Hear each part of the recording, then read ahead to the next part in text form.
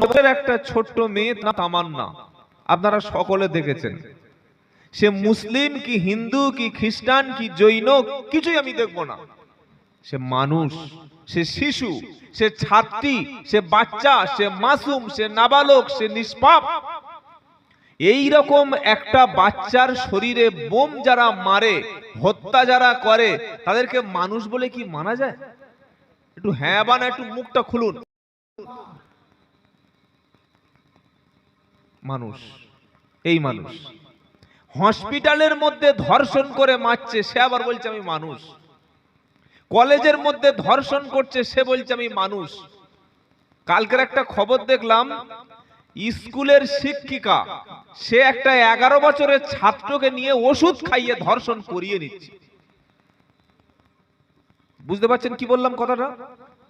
তাহলে এটা মানুষ না এটা জানোয়ার? কি বলছেন আপনারা বলুন? না না, তাহলে আমি কথাটা কি বললাম? জানোয়ারের চাইতে খারাপ, জানোয়ারের চাইতে যদি বলেন খারাপ, নিকৃষ্ট, বালহুম আদল, জানোয়ারের চাইতে নিকৃষ্ট। ভাই সাউন্ড একটু বাড়ানো যাচ্ছে না? কথা বলতে কষ্ট হচ্ছে, আপনারা বুঝতে পারছেন না? এত বড় মেশিন, সাউন্ডটা বক্সের সাউন্ডটা বাড়ান না,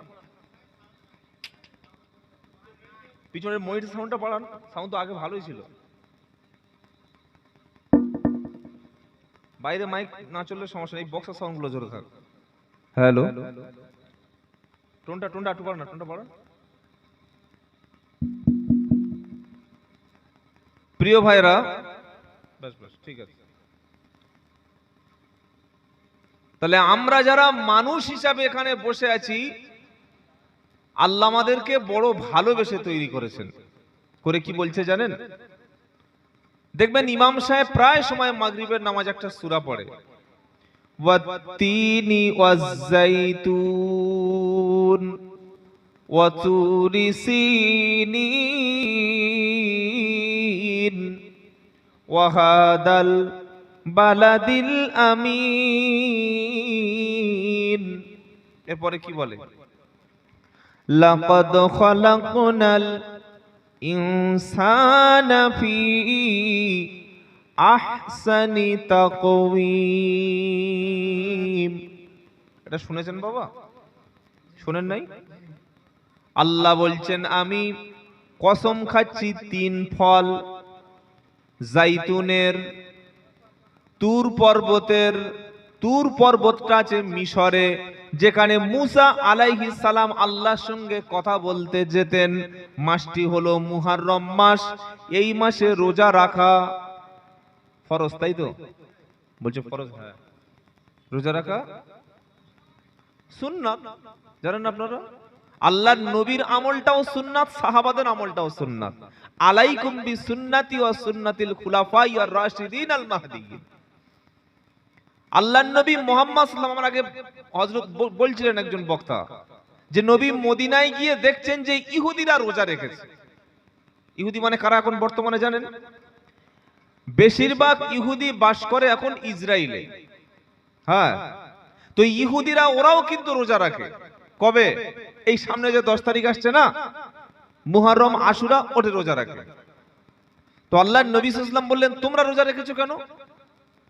তারা বললেন আমরা রোজা রাখবো না, যেহেতু আমাদের নবী বা মোজেস বা মুসা, যাকে আল্লাহ তাআলা ফেরাউনের হাত থেকে এই দিন 10ই মুহররমের দিনে মুক্তি দিয়েছিল, তো আমরা সেই সম্মানে রোজা রেখেছি।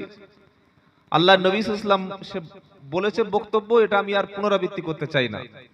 তাহলে যেটা আমি শোনাচ্ছিলাম, মুসা আলাইহিস সালামকে আল্লাহ তাআলা তুর পর্বতে ডেকে নিয়েছিলেন। এই তুরে কসম করছেন আল্লাহ, কি বলছেন? ওয়াত্তিনি ওয়াজ্জাইতুন ওয়া তুরি সিনিন ওয়া হাদাল বালাদিল আমিন। আর পবিত্র মক্কা নগরী, মানে পৃথিবীর সবচাইতে পিসফুল মানে সিটি শহর মক্কা। মক্কায় সারা বছরে একটাও ধর্ষণ হয় না। হজের সময় 40-50 লক্ষ মানুষ যায়। কোনদিন শুনেছেন মক্কা শরীফে একটা মেয়ে কেশপুর থেকে গিয়ে ধর্ষিতা হয়ে বাড়ি ফিরে চলে এসেছে? শুনে থাকলে বলুন না। না, বা পশ্চিম বাংলার একজন মেয়ে না, ভারতবর্ষের একটা মেয়ে গিয়ে ধর্ষণ হয়েছে, ধর্ষিতা হয়েছে না, চায়না বা রাশিয়া, বাংলাদেশ, আফগানিস্তান, ইরান, পৃথিবীর 195টা দেশের মধ্যে যত মানুষ হজে যায় তার অর্ধেক অংশ থাকে মহিলা। 20 থেকে 25 লাখ মহিলা থাকে। একটা মহিলাকে ধর্ষণ দূরের কথা, কোন নারীর দিকে ইফটিজিং, রেপ কিংবা তার দিকে শ্লীলতাহানি এমন কোন রেকর্ড মক্কা শরীফে নাই। জোরে বলুন সুবহানাল্লাহ। আল্লাহ বলছেন এটা শান্তি শহর। এই 3টি জিনিসের আল্লাহ কসম করলেন, 4টি জিনিস। তারপরে কি বলছেন? লাকাদ খালাকনাল ইনসানা ফি আহসানি তাকওয়িম। আমি মানুষকে সর্ব উৎকৃষ্ট ভাবে আমি আল্লাহ বানিয়েছি। আপনি নিজেই যে সবচাইতে সেরা, সবার চাইতে সুন্দর, সবার চাইতে মর্যাদা, সবার চাইতে জ্ঞান, সবার চাইতে বুদ্ধি, সবার চাইতে বিবেক আপনার বেশি, এটা আমি আর আপনি কখনো ভাবিনি। গরু যে কাজটা করে সেই কাজটা আমরা করি, ছাগলে যে কাজটা করে সেই কাজটা আমরা করি, কুকুরে যে কাজটা করে সেই কাজটা আমরা করি। আমার আর কুকুরের মধ্যে তখন পার্থক্য থাকবে যখন আমি মানুষ হিসাবে মানুষের কাজ করব। তাহলে সবচাইতে সেরা কে? মানুষ। এইবার একটা প্রশ্ন করছি, সবচাইতে শ্রেষ্ঠ হলো মানুষ, এই মানুষের মধ্যে সবচাইতে সেরা মানুষকে এবার বলুন। এতদিন জলসা শুনেছেন, এসব জানেননি যে মানুষদের মধ্যে সবচাইতে সেরা মানুষ মহামানবকে? কেউ বলবেন রবীন্দ্রনাথ ঠাকুর, আমরা তাকে স্যালুট জানাই, তিনি নোবেল পেয়েছিলেন সাহিত্যের উপরে। কেউ বলবেন বঙ্কিমচন্দ্র চট্টোপাধ্যায়, তিনি সাহিত্য সম্রাট ছিলেন। কেউ বলবেন ঈশ্বরচন্দ্র বিদ্যাসাগর, কেউ বলবেন স্যার আইজাক নিউটন, কেউ বলবেন গ্যালিলিও, কেউ বলবেন বিভিন্ন লোকের নাম বলবে। বলবে কি বলবে না? আরে কথা বলছেন না, বলবে। আমার হিন্দু ভাইরা তাদের দেবদেবীর কথা বলবে, খ্রিস্টানরা ঈসা আলাইহিস সালামের যিশুর কথা বলবে, শিখেরা তাদের গুরু নানকের কথা বলবে, জৈনরা তাদের ধর্মের কথা বলবে, আমরা মুসলমানরা আমরা মুহাম্মাদের কথা বলবো। বলবো কি বলবো না? এটা স্বাভাবিক, হ্যাঁ আমরা বলবো। কিন্তু দেখতে হবে আমার আল্লাহ কি বলেছেন। কার কথা? জোরে বলেন। আল্লাহ। সূরার নাম হলো সূরা কলাম, 29 পারা। এই সূরা কলামের মধ্যে আল্লাহ তাআলা নবীকে কি বলেছেন? ওয়া ইন্নাকা, পৃথিবীর সবার মধ্যে শ্রেষ্ঠ কি বললাম? কোন প্রাণী? কে? মানুষ। মানুষের মধ্যে সবচাইতে শ্রেষ্ঠ কে হলো? ওয়া ইন্নাকা লাআলা খুলুকিন আযীম।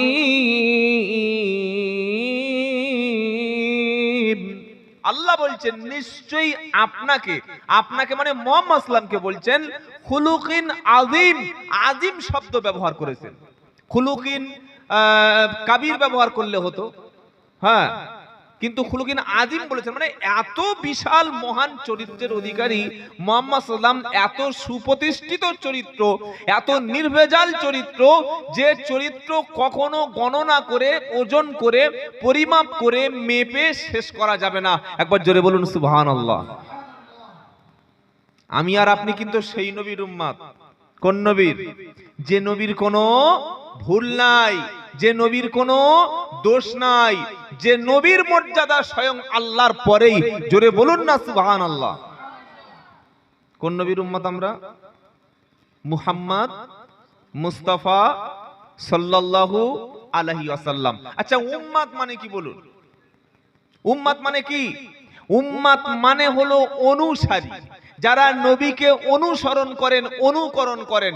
মাথায় টুপি দিলাম, 6 মাস দাড়ি চাঁচলাম না, সুন্দর একটা পাঞ্জাবি পরলাম, আমি মুহাম্মদ নবীর উম্মত তো ভাই। আরে হ্যাঁ না বলছেন না কেন? টুপি দিলাম, মুখে একটা দাড়ি রাখলাম, নবীর উম্মত হয়ে গেলাম তো? কি গো? কুল ইন কুনতুম তুহিব্বুনাল্লাহ। শ্রেষ্ঠ নবীর উম্মত হওয়ার জন্য কি লাগে একটু শুনে নেন। তাহলে বলেছি মানুষ শ্রেষ্ঠ, মানুষের মধ্যে মুহাম্মদ সাল্লাম সবচাইতে সেরা মানুষ, আর মুহাম্মদ নবীর উম্মত হলো সবচাইতে সেরা উম্মত। একবার জোরে বলুন না সুবহানাল্লাহ। কোন নবীর উম্মত সেরা? কোন নবীর উম্মত সেরা? মুহাম্মদ সাল্লাল্লাহু আলাইহি ওয়াসাল্লামের উম্মত সেরা। কে বলছেন কথাটা? আল্লাহ তার নবীকে শোনাচ্ছে, কুল ইন কুনতুম তুহিব্বুনাল্লাহ ফাত্তাবিউনি ইউহিব্বুকুমুল্লাহ ওয়া ইয়াগফির লাকুম যুনুবাকুম আল্লাহু গফুরুর রহিম। 3 নম্বর পারা 13 নম্বর পৃষ্ঠা 3 নম্বর লাইনের 31 নম্বর আয়াত সূরা আল ইমরান। আল্লাহ বলছেন, নবী আপনি বলুন, যদি তোমরা আল্লাহর ভালোবাসা অর্জন করতে চাও, আল্লাহ আমাদের ভালোবাসবে, এটা যদি পেতে চাই, আমি আল্লাহর ভালোবাসার বান্দা হব, এটা অর্জন যদি করতে চাই, আল্লাহ বলছেন নবী ফাত্তাবিউনি, হে নবী আপনি বলুন, তোমরা প্রিয় নবীর পূর্ণাঙ্গ অনুসারী হয়ে যাও। যদি তোমরা রাসূলের অনুসারী হও, তাহলে আল্লাহ তোমাদের ভালোবাসবে, আর আল্লাহ যখন ভালোবাসবে, তোমাদের জীবনের গুনাহগুলি তখন মাফ করে দেবেন।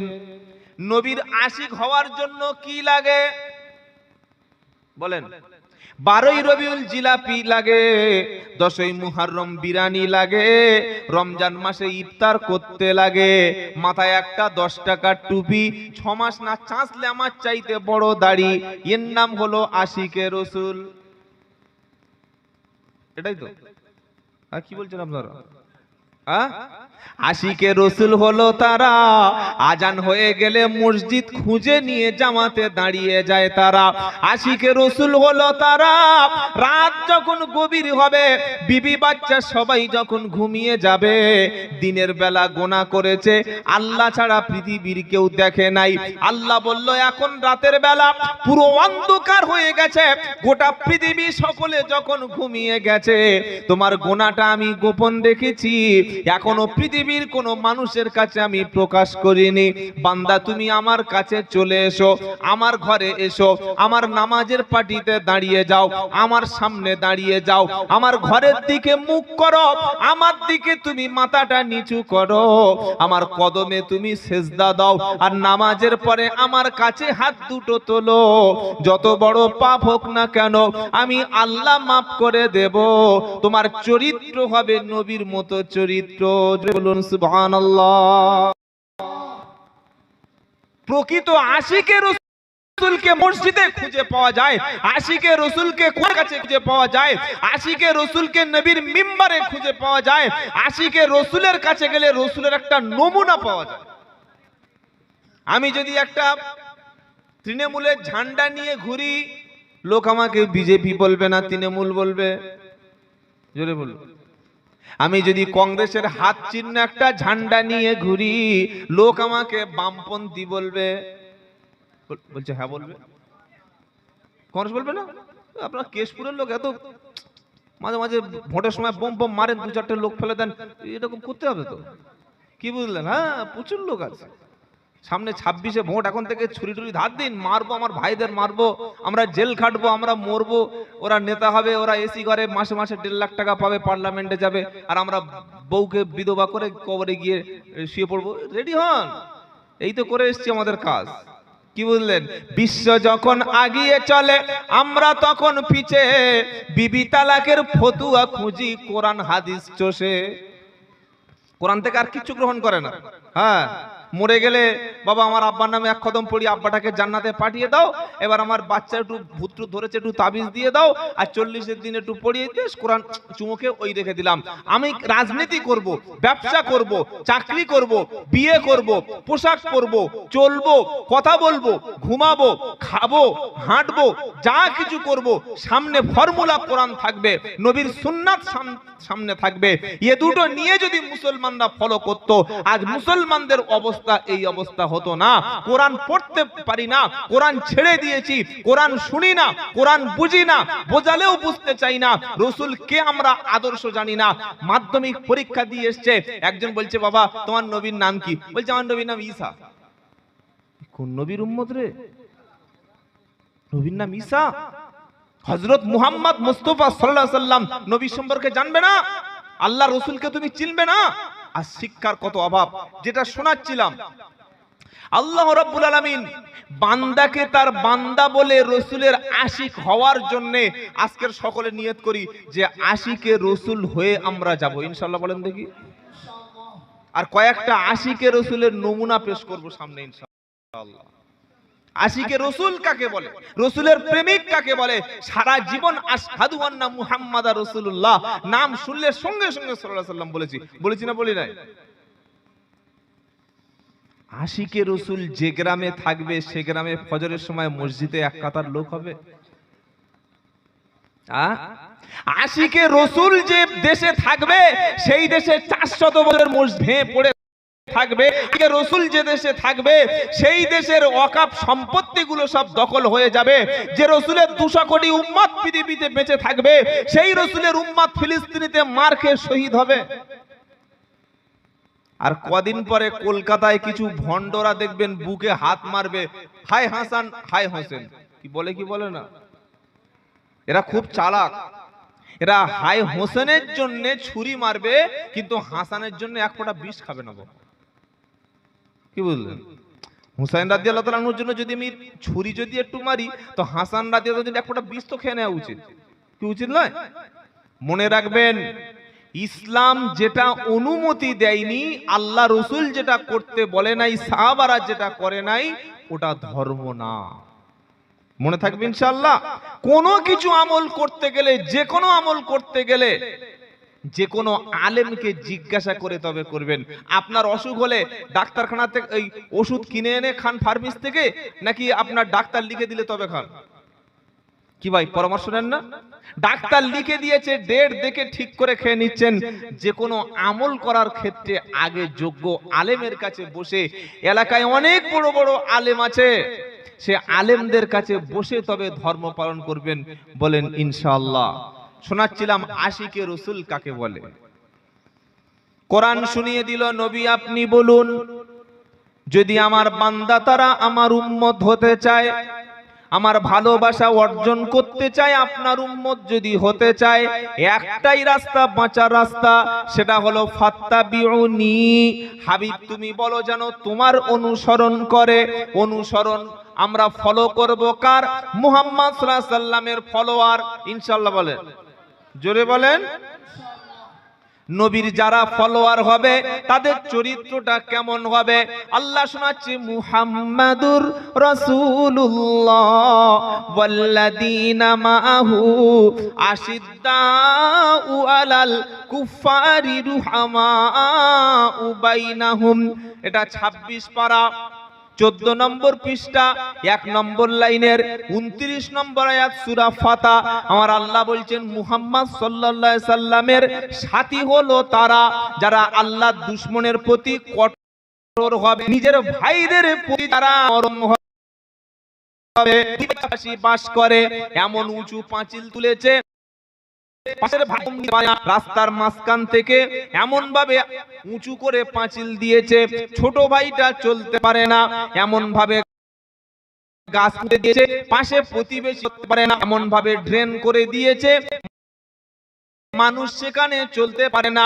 এটা মুসলমানের চরিত্র না। মুসলমান হলো তারা মিলেমিশে পরস্পর একসঙ্গে একই প্লেটে খায় যারা, দেখা হলে সালাম দেয় যারা, বিপদে পড়লে সাহায্য করে তারা, কেউ কাঁদলে তার পাশে সহযোগিতার হাত বাড়িয়ে দেয় যারা, কেউ যদি দুঃখে কষ্টে পড়ে মুসলমান সাহায্যের হাত বাড়িয়ে দেবে, তবেই তারও নাম হলো মুসলমান। এই ভারতবর্ষের জমিনে প্রায় 17% মুসলিম আছে, এটা সরকারি তথ্য অনুযায়ী, আর 2% আছে শিখ। শিখ দেখেছেন আপনারা? শিখ সম্প্রদায়, ওদের প্রত্যেকের মাথায় পাগড়ি থাকে, আর ওদের প্রত্যেকের মুখে ছোট হোক আর বড় হোক দাড়ি থাকে। যেমন doctor Manmohan Singh, x prime minister of India, ভারতবর্ষের প্রাক্তন প্রধানমন্ত্রী, নাম শুনেছেন আপনারা? শুনেন নাই? ওনার মাথায় কি থাকতো? পাগড়ি। তো উনি ওই শিখ সম্প্রদায়ের। শিখ ভারতবর্ষের মাত্র 2 ভাগ, একটু কথা বোঝার চেষ্টা করুন। 2% শিখ। আপনি কেশপুর, চন্দ্রকোনা, মেচেদা, কোলাঘাট যাবেন, হাওড়ায় যাবেন, বর্ধমান যাবেন, শিয়ালদায় যাবেন, সারা ভারতবর্ষের গুজরাট যাবেন, দিল্লি যাবেন, মুম্বাই যাবেন, যেখানে যাবেন, একজন শিখ সম্প্রদায়ের মানুষ বার করতে পারবেন না যে শিখ সম্প্রদায়ের মানুষ ভিক্ষা করছে। আচ্ছা, এদের মধ্যে ভিক্ষুক নেই কেন? কোনদিন প্রশ্ন করেছেন যে শিখ সম্প্রদায়ের মধ্যে ভিক্ষুক নেই কেন, আর মুসলমানদের পাড়ায় পাড়ায় ভিক্ষার সংখ্যা বেশি কেন?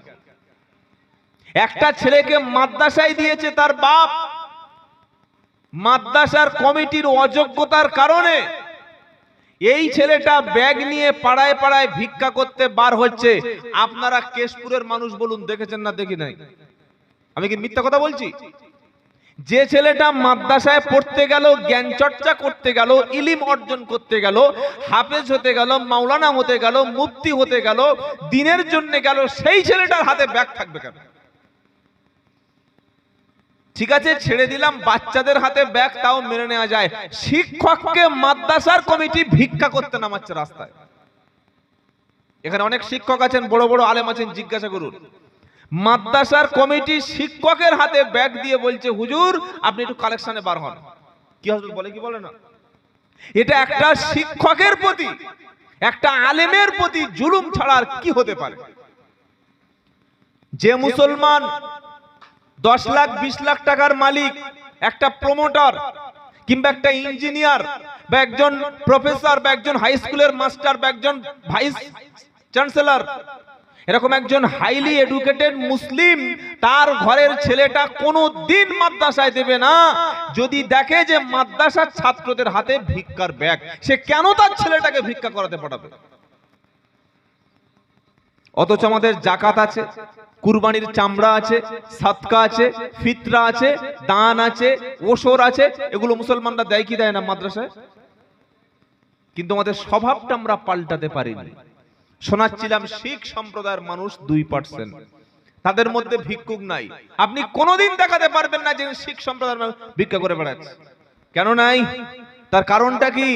তার কারণ হলো তাদের মধ্যে একজন যদি শিখ গরিব হয়ে যায়, একজন শিখ সম্প্রদায়ের ভাই যদি আর্থিকভাবে অসচ্ছল হয়ে যায়, বাকি 5 জন ধনী ব্যক্তি তাকে টাকা দিয়ে বিজনেস চালু করে দেয়। আর একটা মুসলিম পাড়া একটা দোকান করুন না, ও 6 মাস যাবে না লালবাতি জেলে দোকানে ঝাঁপ বন্ধ করে দিতে হবে। মানে এরা বাকি খাওয়ার আগে, আসসালামু আলাইকুম ভাই, ভালো আছো, একটু মাল দাও তো, এই দিচ্ছি দিচ্ছি, আসেন নামাজ পড়ে দিচ্ছি, ওই যে বলে চলে গেল, ও হারাম করা 6 মাস দেখা করবে না। এই চরিত্র কার? এই চরিত্র কার? আমার, আমাদের। আমরা টাকা ধার নেওয়ার আগে হাজি সাহেব, আর টাকা ধার নেওয়ার পরে পাজি সাহেব। উমালেরা জীবনে খুঁজে পাবেন না। টাকা ধার নেওয়ার আগে আসসালামু আলাইকুম, কি সুন্দর সালাম দেবে। টাকা ধার নেওয়া হয়ে গেল, ওয়াদা খেলাপ করি আমরা। তাহলে মুহাম্মদ ইসলামের সাথী কারা? মুহাম্মাদুর রাসূলুল্লাহ ওয়াল্লাযীনা মাআহু আশিদ্দাউ আলাল কুফারি রুহামাউ বাইনাহুম। আল্লাহ বলছেন মুহাম্মদ, বলেন সাল্লাল্লাহু আলাইহি ওয়াসাল্লাম। আরে বাবা, এটাও তো দরুদ। অনেক রকমের দরুদ আছে, খালি আমাদের হুজুর একটা শিখেছে, আল্লাহুম্মা সাল্লি আলা সাইয়্যিদিনা মাউ, ওই বলে শেষ করে দিল, আর বলল না। এটাও দরুদ। আবার আল্লাহুম্মা সাল্লি আলা মুহাম্মাদ ওয়া আলা আলি মুহাম্মাদ কামা সাল্লাইতা আলা ইব্রাহিম ওয়া আলা আলি ইব্রাহিম, এটাও একটা দরুদ। আবার সাল্লাল্লাহু আলাইহি ওয়াসাল্লাম, এটাও যদি বলেন। আচ্ছা, সাল্লাল্লাহু আলাইহি সাল্লাম যে দরুদ, এটা মানেন কি? হ্যাঁ বানা বলে না, এটা বিশ্বাস করেন?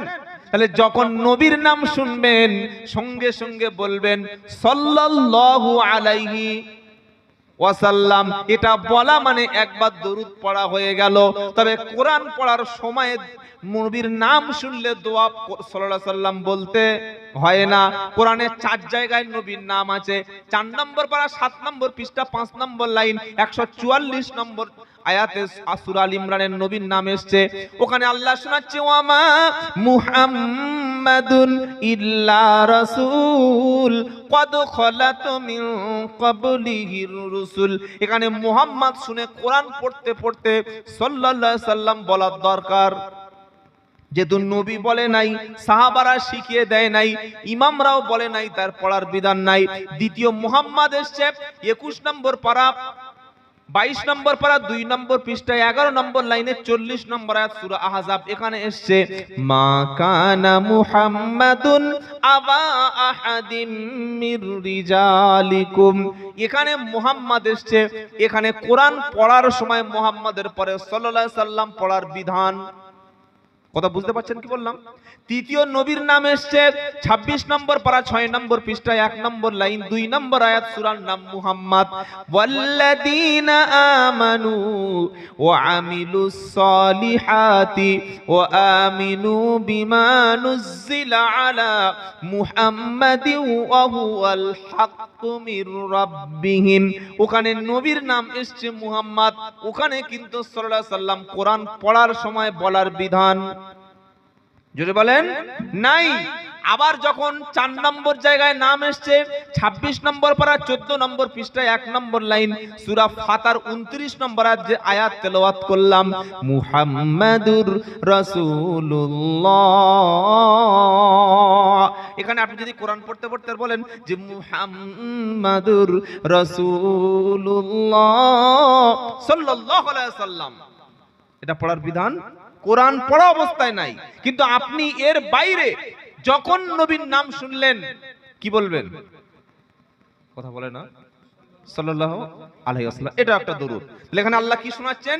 ওয়াল্লাযীনা মাহু আশিদ্দাউ আলাল কুফারি রুহামাউ বাইনাহুম। মুমিন হলো তারা, নবীর সাথী হলো তারা, নিজের মুমিন ভাইদের সঙ্গে যারা নরম ব্যবহার করে, আপন মুমিন ভাইদের সঙ্গে যারা নরম ব্যবহার করে, আর ইসলামের দুশমন যারা, আল্লাহর শত্রু যারা, তাদের সঙ্গে কঠোর ব্যবহার করে। কথাটা বুঝতে পেরেছেন না পারেন নাই? নবীর সাথীদের চরিত্র, মুহাম্মদ সাল্লাল্লাহু আলাইহি সাল্লামের সাথী যারা হবে, তাদের মধ্যে প্রথম চরিত্র কি আসবে? নিজেদের ভাইদের প্রতি নরম হবে, আর দুশমনের প্রতি কঠোর হবে। নিজের ভাইদের প্রতি কি হবে? নরম। দুশমনের প্রতি কি হবে? কঠোর। বললে হুজুর নমুনা, যুদ্ধের ময়দানে কয়েকজন সাহাবা প্রচন্ড ইনজুরি হয়ে গেল, তাদেরকে যখন ধরে এনে তাঁবুর মধ্যে শুশ্রূষা দেয়া হচ্ছে, ফার্স্ট এড দেয়া হচ্ছিল, প্রথম সাহাবা বলল আমি প্রচন্ড তৃষ্ণার্ত, কলিজাটা ফেটে গেল, 1 গ্লাস পানি দাও খাবো। পানি যখন আনা হলো, প্রথম সাহাবা পানিটা মুখে দিয়ে পান করতে যাবে, পাশের একজন সাহাবা, সে ইনজুরি ছিল, সে অসুস্থ ছিল, মারা যাচ্ছে, সে বলল পানি। যখন বলল পানি, যে মুখে পানি তুলতে যাবে সে বলল আমার চাইতে আমার ভাইটা সে এখন বেশি তৃষ্ণার্ত, বরং পানিটা তাকে দেওয়া হোক। দ্বিতীয় ভাই যখন পানি মুখে তুলতে যাবে, ওই সময় পাশ থেকে আওয়াজ আসলো পানি। তখন দ্বিতীয় মুসলমান বলল আমার চাইতে ওই ভাইটা বেশি তৃষ্ণার্ত, পানিটা ওকে দান করা হোক। তৃতীয় মুসলমানের হাতে যখন পানি দেওয়া হলো, প্রথম মুসলমান শহীদ হয়ে আল্লাহর জান্নাতের রাস্তায় চলে গেল। এই আদর্শ আমার মধ্যে থাকলে বাপ একটা দল করতো আর ছেলে আরেকটা দল করতো। হ্যাঁ, 4টে ভাই 6টা দল, এটা পাড়ার মধ্যে আছে না নাই? কি গো বাবাজিরা, এগুলো যেন আমরা করব না। আজকের আপনি ভাবতে পারেন, আমরা কারবালার বক্তব্য প্রচুর শুনেছি না? 61 হিজরিতে আল্লাহর নবী সাল্লাল্লাহু আলাইহি ওয়াসাল্লামের ইন্তেকালের প্রায় 30-32 বছর পরে ইমাম হুসাইন রাদিয়াল্লাহু তাআলা আনহু, রাসূলের কলিজার টুকরা, তাকে কারবালার মরু প্রান্তরে ফোরাত নদীর তীরে, যেটা বর্তমান ইউফ্রেটিস নদী, নির্মমভাবে তাকে শহীদ করা হলো। 72 জন সাথী আহলে বায়েতকে শহীদ করলো। কারা? ওই নির্মম যারা, তারা শহীদ করে দিল। এই ইতিহাস কিয়ামত পর্যন্ত বিশ্বের মুসলমান স্মরণ করবে। কিন্তু ভাই 2023 সালের 7ই সেপ্টেম্বর থেকে আজকের 2025 সালের এই জুলাই মাসের এই প্রথম সপ্তাহ চলছে, প্রায় 1 লক্ষর মতো মুসলমানকে পানি নাই, খাবার নাই, হসপিটাল নাই, চিকিৎসা নাই, ডাক্তার নাই, বিদ্যুৎ নাই, খাবার নাই, ঘর নাই, বাড়ি নাই। 22 লক্ষ মানুষকে কারবালার চাইতে কঠিন পরিস্থিতিতে আজ 2টা বছর ইহুদিরা, এই অভিশপ্ত দখলদারি ইসরায়েলিরা, তারা গাজাকে অবরুদ্ধ করে রেখেছে। আর চতুর্দিকে সৌদি আরব আছে, কুয়েত, কাতার, জর্ডান, মিশর, বাহরাইন, এই রাষ্ট্রগুলি বসে বসে মজা দেখছে। কি করছে? মজা দেখছে। আমরা যখন কারবালার বক্তব্য শুনি না, তখন আমাদের চোখ থেকে পানি পড়ে আর মনে হয়, ইস, আমরা যদি আজকের সেই ইমাম হুসাইনের যুগে থাকতাম, আমরা ইমাম হুসাইনের পাশে গিয়ে দাঁড়াতাম। কি এটা মনে হয় কি হয় না? মনে হয় কি হয় না? না ভাই, আজকের যুগের সেই কারবালার চাইতে কঠিন মর্মান্তিক অবস্থা চলছে গাজা, চলছে রাফাতে। 1 লক্ষের বেশি মানুষ সেখানে শহীদ। সেখানে ডাক্তার, চিকিৎসা, খাবার, পানি পর্যন্ত নাই। এক টুকরো রুটির জন্য 3 দিন 4 দিন লাইনের পর লাইন দাঁড়িয়ে রুটি পর্যন্ত মানুষ পাচ্ছে না। বিশ্বের 190 কোটি মুসলমান কি করতে পেরেছি আমরা? আমরা নামে মুসলমান বলে দাবি করি, 190 কোটি মুসলমান মাত্র 22 লাখ নিরীহ মাজলুম গাজার বাসীদের জন্য খাবার আর পানির ব্যবস্থা করতে পারলাম না। এই রকম কাপুরুষ হয়ে গেছে আমাদের ঈমান, এই রকম কাপুরুষ হয়ে গেছে মুসলিম রাষ্ট্রগুলি। এরা যদি সেই ইমাম হুসাইন রাদিয়াল্লাহু তাআলা আনহুর যুগে থাকতো, এরা ইমাম হুসাইনের পক্ষে দাঁড়াতো না ইয়াজিদের পক্ষে দাঁড়াতো? বলুন, কাদের পক্ষে দাঁড়াতো? বলে হুজুর আমাদের করণীয়, আমরা মন থেকে আল্লাহর কাছে দোয়া করি, সাথে এটাও আমরা চেষ্টা করব আল্লাহ রাব্বুল আলামিন যেন এই জালিমদেরকে ধ্বংস করে মাজলুম ফিলিস্তিন, মাজলুম রাফা, গাজার সমস্ত মানুষদেরকে তিনি স্বাধীন এবং মুক্তির ব্যবস্থা করে দেন। সকলে বলুন আল্লাহুম্মা আমিন। বলি আল্লাহুম্মা আমিন। এবার আসি মুহাম্মদ সাল্লাল্লাহু আলাইহি ওয়াসাল্লামের সাথীদের পরিচয় জানাচ্ছিলাম যে নবীর অরিজিনাল আশিক কারা। প্রথম পরিচয় কি বললাম? নিজেদের মুমিন ভাইদের প্রতি নরম হবে আর দুশমনের প্রতি কি হবে? মনে থাকবে ইনশাআল্লাহ। 2 নম্বর কোরআন শোনাচ্ছে, তারাহুম রুকআন সুজদাই ইয়াবতাগুনা ফাদলাম মিনাল্লাহি ওয়া রিজওয়ানা। নবীর আশিকে রাসূল সাথী হলো তারা, তাদেরকে রুকু এবং তারাহুম রুকান সুজদাই ইয়াবতাগুনা ফাদলাম মিনাল্লাহি ওয়া রিদওয়ানা। নবীর সাথী হলো তারা যাদের চেহারাতে সিজদার চিহ্ন পাওয়া যাবে, যাদের চেহারাতে ঈমানের নূর পাওয়া যাবে, যাদের রুকু এবং সিজদা অবস্থায় দেখতে পাওয়া যাবে। আজ মুসলমানদের তাসের আড্ডায় বেশি যায় কারা? মুসলমানরা লটারির টিকিট কাটে কারা? মুসলমানরা মদের দোকানে সবচাইতে বেশি লাইন দেয় কারা? মুসলমানেরা। আর আজান হলে মসজিদের মধ্যে ধরে ধরে ডেকে ডেকে লোক মসজিদে আনা যায় না। আমরা বললাম হুজুর যে কুরবানি দিয়েছি, সামনে মুহররমে বিশাল বড় তাজিয়া বার করে গোটা রাস্তা পুরো জ্যাম করে দিয়ে বলবো, ইমাম হুসাইন আমরা তোমার দলে আছি, কিন্তু আজান হলে মসজিদে আল্লাহর বান্দাদের সাথী নাই। কোরআন শোনাচ্ছে, তারাহুম রুকআ সুজদাই ইয়াবতাগুনা ফাযলাম মিনাল্লাহি ওয়া রিদওয়ানা। নবীর সাথীদের দ্বিতীয় নমুনা হবে তাদেরকে রুকু এবং সিজদা অবস্থায় পাওয়া যাবে। জোরে বলুন সুবহানাল্লাহ। মুসলমান দাবি করবে নামাজ পড়বে না, নবী বললেন তাকে আমি নবী কখনো উম্মত বলে মানব না। কিয়ামতের মুসিবতের দিনে হাসরের ময়দান যখন অন্ধকার হবে, ফাইদা বারিকাল বাসার ওয়া কাসাফাল কমার ওয়া জুমিআশ শামসু ওয়াল কমার ইয়াকুলুল ইনসানু ইয়াউমা ইদিন আইনাল মাফার কাল্লা লা ওয়াজার।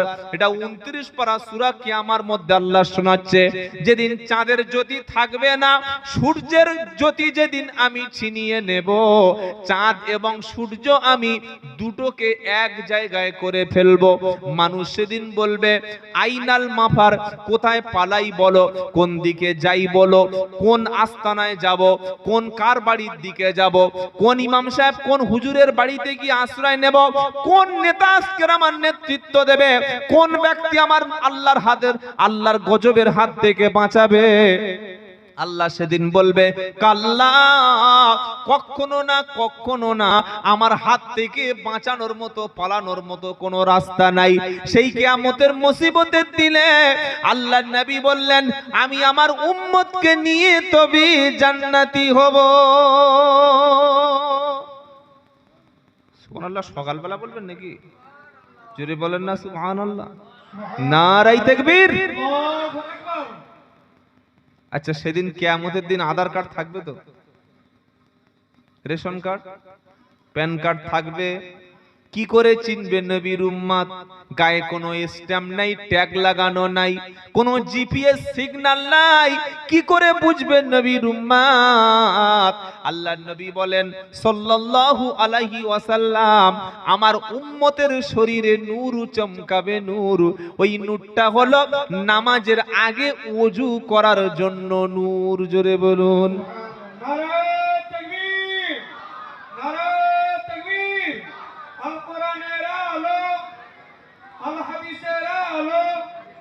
ফজরে যারা মসজিদে গেল ওযু করে গেল, জোহরে যারা মসজিদে গেল ওযু করে গেল, আসরে যারা মসজিদে গেল ওযুটা করে গেল, মাগরিবে যারা মসজিদে গেল ওযু করে গেল, ইশায় যারা মসজিদে গেল ওযু করে তবে নামাজে দাঁড়িয়েছিল। 5 বার ওযু করার কারণে ওযুর চেহারার স্থানগুলি সেদিন নূর আর নূর চমকাতে থাকবে। এই অবস্থা থেকে বিশ্ব নবী সেদিন তার উম্মতদের জান্নাতে যাওয়ার জন্য সুপারিশ করবে। বলে হুজুর চেহারায় নূর আসবে, কি দলিল আছে বলো?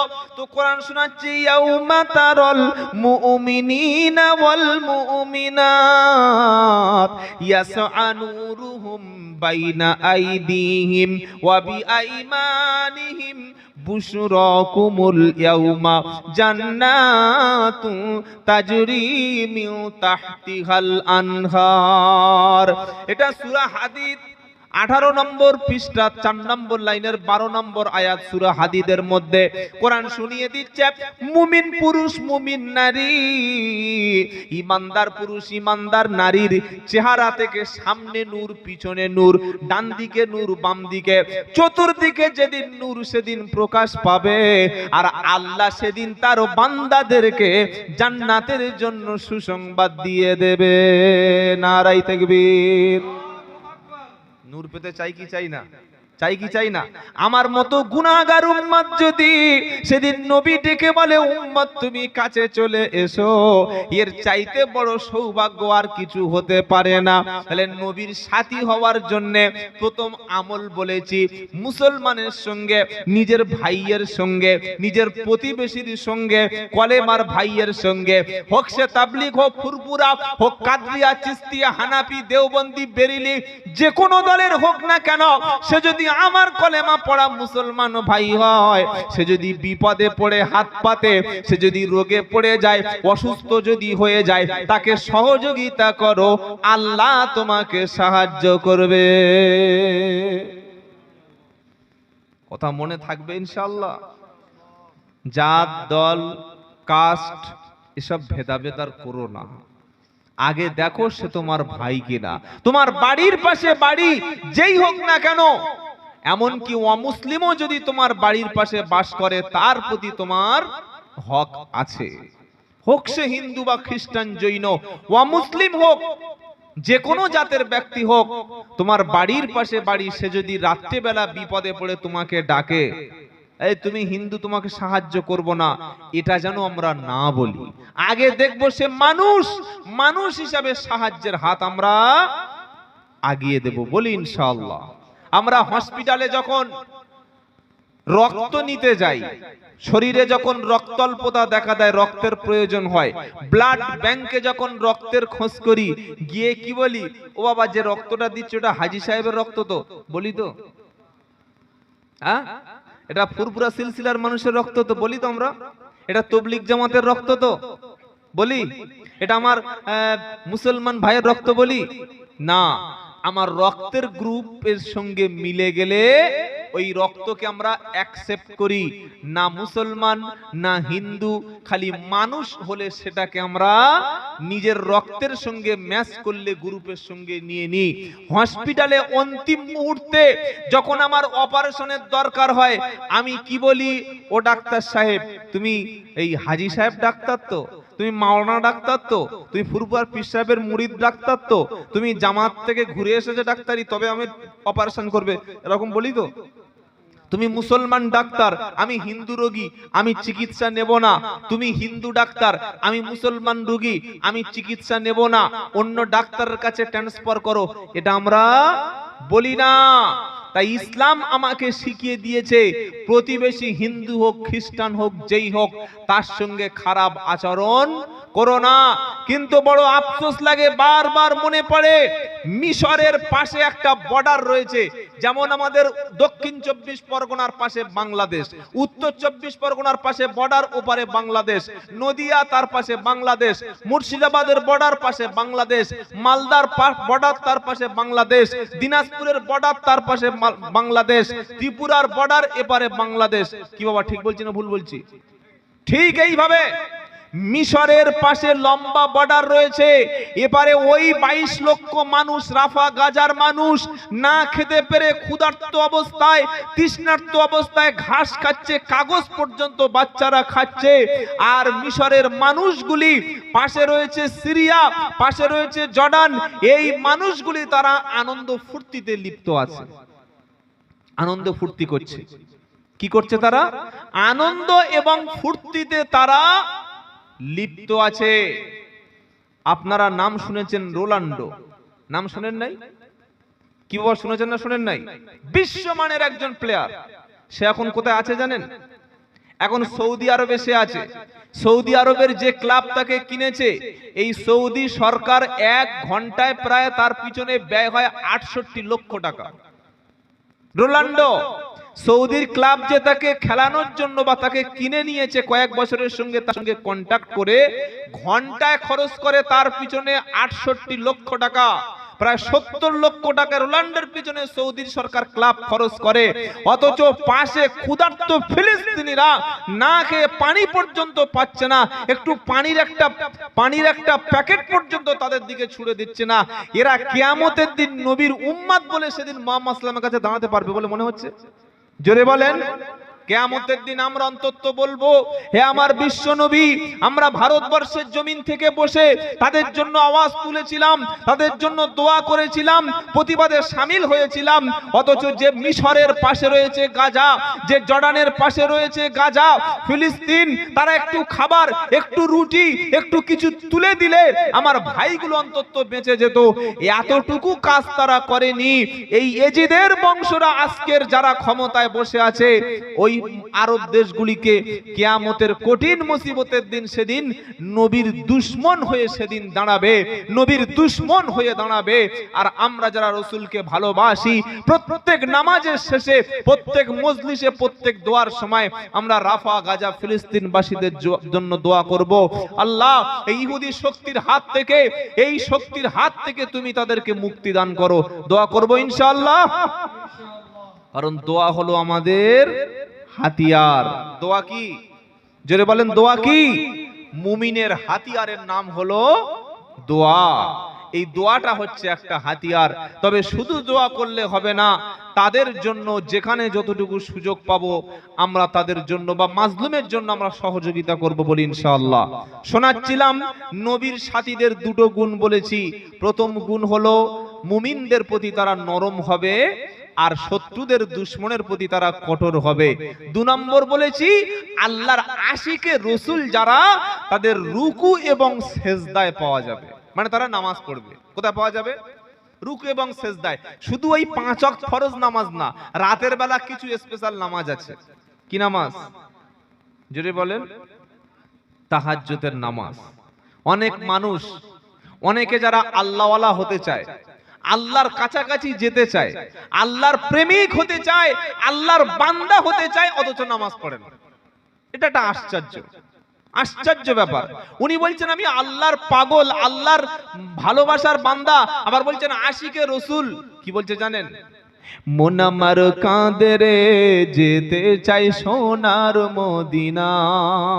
যখন আল্লাহ রসুলের নাম আসছে এত কাঁদছে, মনটা ফেটে যাচ্ছে। আল্লাহ, যেন আমি একবার উড়ে এখান থেকে পাখির মতো ফ্লাইং করে মদিনায় গিয়ে ল্যান্ড করি। পাশে 50 মিটারের মধ্যে মসজিদ, আসরের নামাজ হচ্ছে, তুমি তাসের আড্ডায় বসে আছো, ক্রাম বোর্ডে বসে আছো, অনলাইন গেমে তুমি লিপ্ত আছো, বিবির সঙ্গে গল্প করছো, বাচ্চাকে নিয়ে আনন্দ করছো, দোকানে বসে বসে আড্ডা মারছো, চায়ের মোড়ের দোকানে বসে বসে সময় নষ্ট করছো, মসজিদে আসরের নামাজ পড়ছো না, আর জলসা বসে বলছে হে রাসূল আমার অন্তরটা ফেটে যাচ্ছে, যেন এখান থেকে টেক অফ করে মদিনায় গিয়ে ল্যান্ড করি রসুলের মাজার মোবারকের সামনে। তোমার মতো চিটিং বাস পৃথিবীতে দুটো আছে নাকি?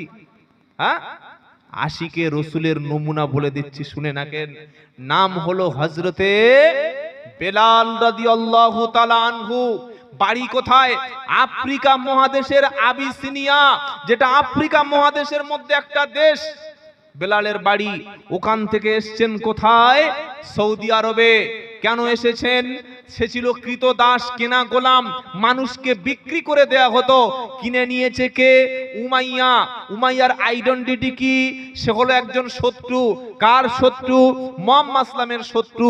উমাইয়া যখন জানতে পেরেছে আমার দুশমন মুহাম্মদ, আর সেই মুহাম্মাদের ফলোয়ার, মুহাম্মাদের উম্মত, মুহাম্মাদের উপরে বিশ্বাস করে কলেমা পড়ে মুসলমান হয়ে গেছে বেলাল। খাওয়ার সকালে ঠিকমতো খাওয়া দেয় না, দুপুরে আরবের টেম্পারেচার প্রায় 45 ওই রকম তাপে বালির উপরে শুইয়ে রাখে, উঠোনে বেঁধে উট মরুভূমিতে চালিয়ে দেয়, সন্ধ্যাবেলা ঘরে এনে আবার ফিট থাকে, খালি বলছে তুই মুহাম্মদ ইসলামের দিন থেকে, আল্লাহর মনোনীত দিন জীবন ব্যবস্থা থেকে সরে আয়। হযরত আল্লাহ রাদিয়াল্লাহু তাআলা রাসূল সরে এসেছিলেন তো। প্যাকেট বিরিয়ানি দিলে হ্যাঁ আমরা কবি নিজের বাপকেও শালা বলে বসবো। এক প্যাকেট বিরিয়ানি আর 500 টাকা দিলে আমাদের ঈমান শেষ। কি বুঝলেন? হ্যাঁ, যদি একটা সুন্দরী নারী আর 2 কোটি টাকার দামি একটা গাড়ি আর নিউ টাউনে কলকাতায় কিংবা ভালো একটা শহরে একটা ভালো ফ্ল্যাট দিয়ে দেয়, ওই এমনি আমরা খ্রিস্টান হয়ে যাব। আর খ্রিস্টান তো বানিয়ে দিচ্ছে, তারা বানাচ্ছে টাকা দিয়ে। হযরতে বেলাল রাদিয়াল্লাহু তাআলা আনহু এমন ঈমান এনেছিল, এমন লা ইলাহা ইল্লাল্লাহ বলতো, সারা দিন অত্যাচার নির্যাতন করা হতো, রাত্রে বেলা নামাজের পাটিতে অন্ধকারে গোপনে সিজদায় কেঁদে বলতো রব্বানা, ঈমান এনেছি আল্লাহর উপরে, এই ঈমান যেন ছেড়ে যায় না। ঈমান রাখার জন্য পরিশ্রম করতে হয় কি বাবা? কথা বোঝেন নাই মনে হয় কি বললাম। ঈমান যে এনেছি, লা ইলাহা ইল্লাল্লাহ বলেছি, এই ঈমানটা ধরে রাখার জন্য মেহনত বা পরিশ্রম বা কষ্ট বা কোশিশ করার দরকার আছে না নাই? একটু মুখটা খুলুন যদি বোবা না হয়ে থাকেন। আচ্ছা, আমার বয়স ধরুন, আপনার বয়স 23, বিয়ে করেছেন নেড়াজলে বা বকুলতলা বা চন্দ্রকোনা টাউন, এসব চেনেন তো? আরে আমি 24 লোক চিনি, আপনারা চেনেন না?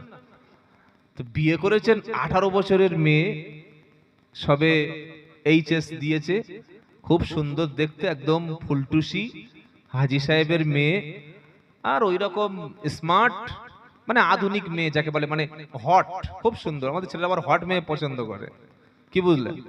বিয়ে করেছে, খুব সুন্দর। কটা কথা বলে বিয়ে করি আমরা বলুন? যারা বিয়ে করেছেন মনে হয় ভুলে ভুলে গেছে মনে হয়, কটা কথা বলেছেন বিয়ের সময়? এমনিতে বেটা ছেলে বিয়েতে গিয়ে মুখে এরকম রুমাল দিয়ে, বেটা ছেলে আবার মুখে রুমাল, কত লজ্জা, কি বুঝলেন?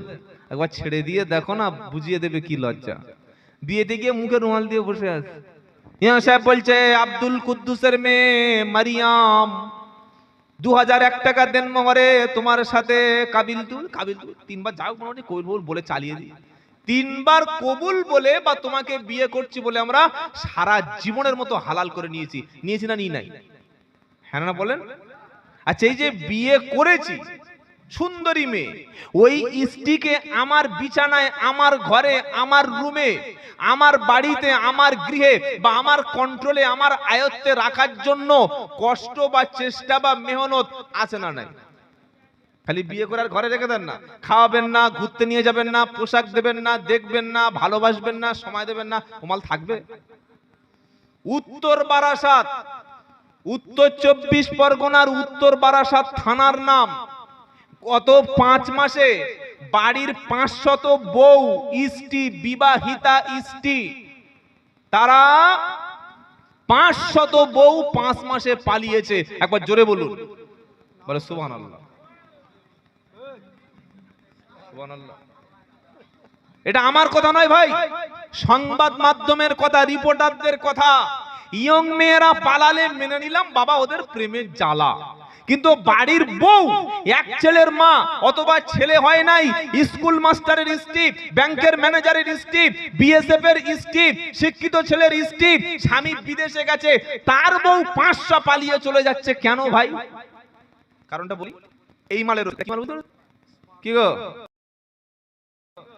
স্মার্টফোন দিয়েছি বিবির হাতে আর সময় দিই না। ভালোবাসা, মর্যাদা, স্নেহ আমরা দেখি না। রাত্রেবেলা শুয়েছে, বিবি বিবির মতো মোবাইল দেখছে, স্বামী স্বামীর মতো মোবাইল চালাচ্ছে। এ বউ থাকবে তো? কি বললেন? রাখার জন্য শাড়ি কিনে দিতে হয়, বাজারে ঘুরতে নিয়ে যেতে হয়, খাবার খাওয়াতে হয়, মাঝে মাঝে ভালোবাসতে হয়, মাঝে মাঝে প্রশংসা করতে হয়, মাঝে মাঝে তার কাছে বসে কি কষ্ট হচ্ছে এটা জানতে হয়। তার সঙ্গে যদি কেউ বড় কথা বলে, মা বাপ বললে উল্টো দুটো বলে মিথ্যা করে বিবির মন রাখতে হয়। হয় কি হয় না? তবে বিবিটাকে আনন্দের সময় পাওয়া যাবে, কাছে ভালোবাসার সময় পাওয়া যাবে, তা না হলে লাথি মেরে নিচে দেবে না? কতজন লাথি গিয়ে বসে আছে আল্লাহই জানে। মানে এখানে নয়, আমাদের 24 কথা বলছে, এখানে সব আল্লাহর ওলি বসে আছে। কি বুঝলেন বাবাজিরা, আল্লাহওয়ালারা? তিনটি কথা কবুল বলে বিবিকে রাখা যায় না, তার পিছনে সময় দিতে হয়, মেহনত করতে হয়, পরিশ্রম করতে হয়। একবার ছোটবেলায় ইমাম সাহেবের কাছে বসে লা ইলাহা ইল্লাল্লাহ বলেছি, আর একবার মুসলমানির সময় বলেছি, আর একবার বিয়ে পড়ানোর সময় বলেছি। বছরে একদিন জলসা হবে, তাফসিরুল কোরআন মাহফিল হবে, বাৎসরিক ইসালে সব হবে, দোয়ার মজলিস হবে।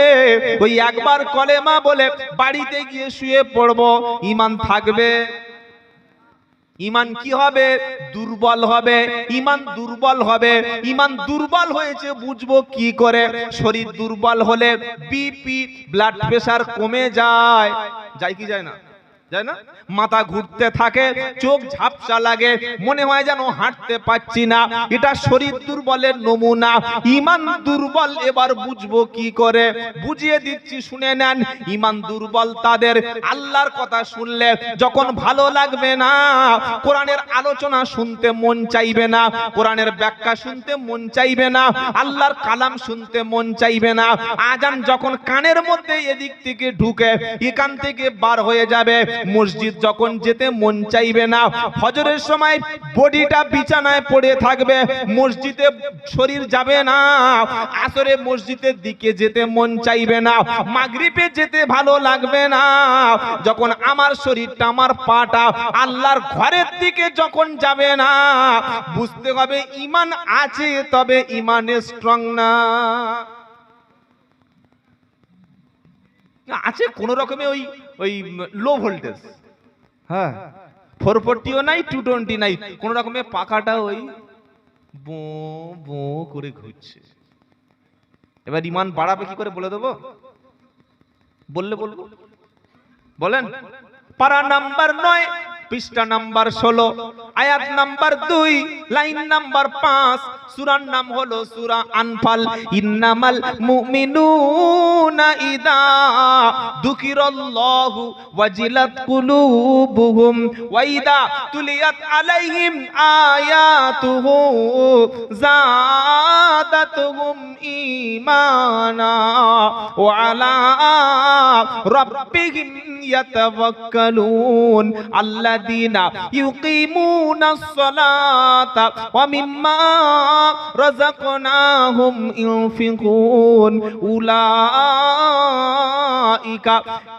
উলাইকা হুমুল মুমিনুনা হাক্কা। আমার আল্লাহ বলছেন মুমিন তো তারা। কারা মুমিন? যারা আমার নামটা শুনলে অন্তরের মধ্যে একটা ভয় তৈরি হয়, অন্তরটা ভয়ে থরথর করে কাঁপে। আর কোরআন যখন শোনে, আল্লাহর কালাম যখন তারা শ্রবণ করে, তাদের মধ্যে তখন আমি আল্লাহর প্রতি বিশ্বাসটা বেড়ে যায়। নারায়ে তাকবীর। আমরা বললাম মাওলানা 40 বছর জলসা দেবো তবু দাড়ি রাখবো না, 15 বছর মিলাদ দেবো তবু নামাজ পড়বো না, 3 ছেলের বাপ হব হাঁটুর নিচে পোশাক। বুড়ো হয়ে গেছে দেখি কাপড় এই পর্যন্ত তুলে ঘুরছে, মরার ভয় আছে? হ্যাঁ, বোরকা হিজাব তখন পরবে যখন ওর শরীরের চামড়াটা পুরো কিসমিসের মতো খিঁচে যাবে। যখন টাইট ছিল, স্কিন টাইট, দেখতে সুন্দর, একদম ল্যাংড়া আমের মতো, তখন মুখে ওই মেকআপ, ঠোঁটে লিপস্টিক, আর একদম হট ড্রেস পরে, ছোট ন্যারো গেঞ্জি পরে, টাইট প্যান্ট পরে এমন করে জলসার দিন ঘুরছে, রাস্তায় ঘুরছে, মেলায় ঘুরছে, বাজারে ঘুরছে, মাজারে ঘুরছে, এখানে মেলায় ঘুরছে, মসজিদের সামনে ঘুরছে। ও দেখলে মনে হবে যেন খ্রিস্টানের বাচ্চা, মুসলমানের বাচ্চা না। মুসলমানের মেয়ের মুখ দেখা যায়? মুসলমানের বউর মুখ কোনদিন কেউ দেখতে পায়? মুসলমানের বউয়ের পিঠের অবস্থা কেউ দেখতে পায়? মুসলমানের মেয়ের অবস্থা মুখের কেউ দেখতে পায় না। ফাতেমার মুখ পৃথিবীতে কেউ দেখে নাই, আয়েশার মুখ পৃথিবীতে কেউ দেখে নাই, আম্মাজান খাদিজার মুখ পৃথিবীতে কেউ দেখে নাই, মারিয়ামের মুখ পৃথিবীতে কেউ দেখে নাই, আম্মাজান হযরতে ফাতেমার বোন ফাতেমার মুখ পৃথিবীতে কেউ দেখে নাই। তবে তো ছিলেন তারা জান্নাতি নারী। নিজে যাচ্ছি আর বউটাকে নিয়েও জাহান্নামে চলে যাচ্ছে। মুসলমান বলে দাবি করব? বাবাজিরা, আল্লাহ ভাইরা, তাহলে ঈমান বাড়বে কিসে? কোরআন শুনবো, কোরআন পড়বো, কোরআন আমল করব, আস্তে আস্তে পাপের রাস্তাটা ছেড়ে দেব, আল্লাহর উপরে ঈমান আল্লাহ বাড়িয়ে দেবে। বলুন না সুবহানাল্লাহ। তাহলে আমাদের ঈমানের অবস্থা কোন জায়গায়? যদি ফজরের সময় ঘুম ভেঙে যায়, যদি জোহরের সময় মসজিদে গিয়ে বসতে পারেন, আসরের সময় যদি মসজিদে বসতে পারেন, আর রাত যখন 2-2:30 বেজে যাবে না, একটু ঘুম ভেঙে যাবে। সুবহানাল্লাহ বলেন। ইমামে আজম, আমরা যে ইমামকে অনুসরণ করে চলি, ওই ইমামের নাম হলো ইমামে আজম আবু হানিফা রাহমাতুল্লাহ আলাইহি। এশার নামাজ পড়ে তিনি একটু শুয়েছেন, সামান্য একটু শোয়ার পরে হঠাৎ করে উঠে দাঁড়িয়েছেন, ওযুটা করে পবিত্র হয়ে নামাজে দাঁড়িয়ে গেছে। সূরা ফাতিহা পড়া শেষ, সূরা ফাতিহার পরে মিনিমাম 3টি